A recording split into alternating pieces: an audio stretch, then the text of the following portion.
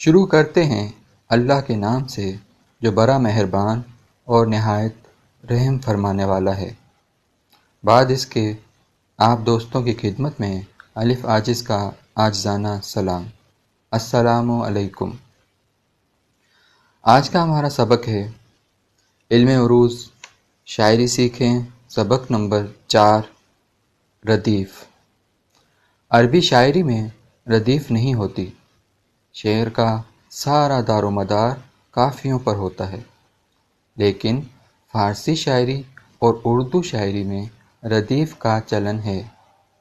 ایسا نہیں ہے کہ بغیر ردیف کے غزلیں نہیں کہی جاتی، بغیر ردیف کے بھی غزلیں کہی جاتی ہیں اور خوب خوب شعر نکلتے ہیں۔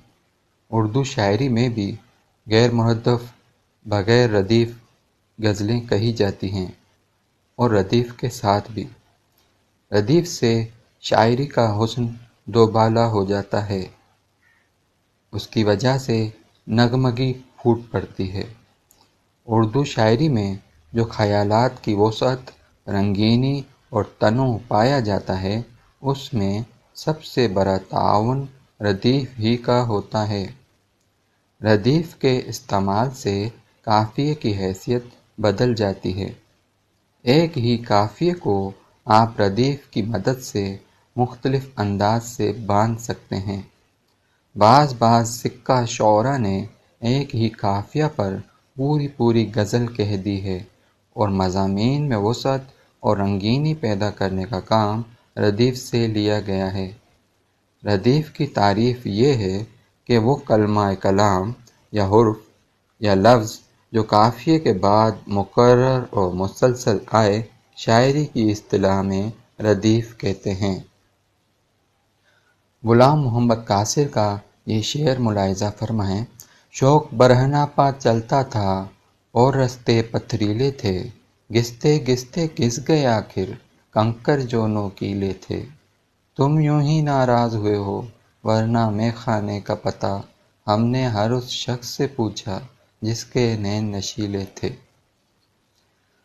اب اس شعر میں پتھریلے، نوکیلے، نشیلے قافیہ ہیں، تھے ردیف ہے۔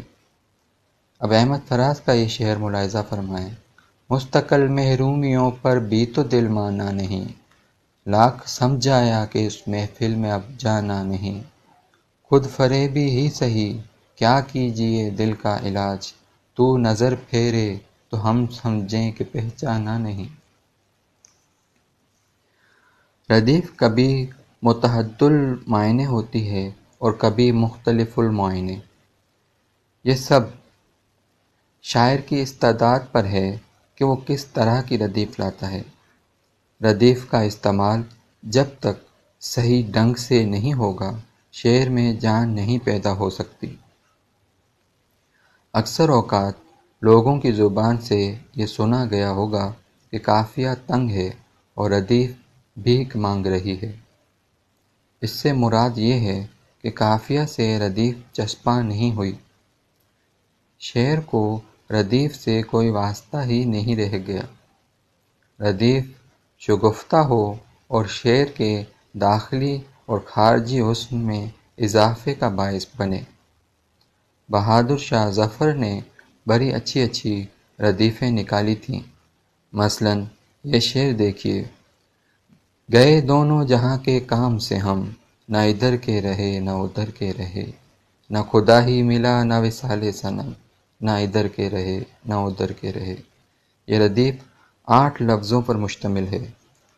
نہ ادھر کے رہے نہ ادھر کے رہے، یہ پورا ٹکڑا ہی ردیف ہے۔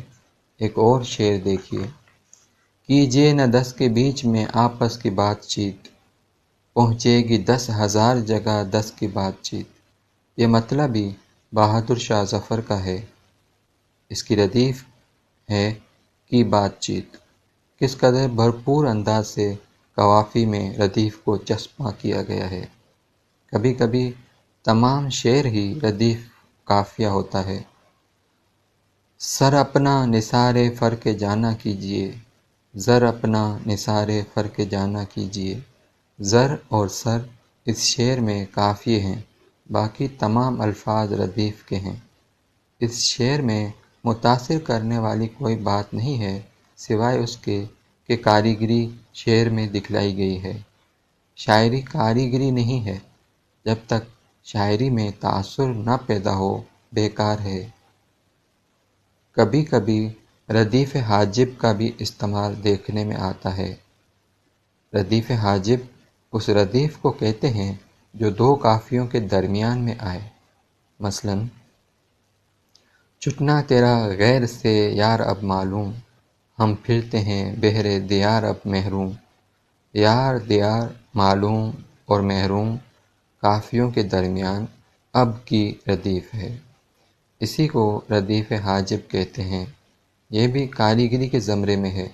شعر میں قافیے کی پابندی لازم ہے۔ ردیف کے بغیر بھی شعر کہے جا سکتے ہیں، لیکن جب بھی ردیف استعمال کی جائے تو اس پر غور و فکر کرتے رہنا چاہیے کہ قافیے بھرپور ڈھنگ سے چسپاں ہوں اور شعر کے حسن کو دوبالا کریں، معنوی سطح پر بھی اور لسانی سطح پر بھی۔ تو یہ تھا آج کا ہمارا سبق نمبر 4 ردیف۔ تو اس کے ساتھ ہی آج آپ سے اجازت چاہتے ہیں۔ سدا شاد و آباد رہیں، ہنستے مسکراتے رہیں۔ اللہ حافظ۔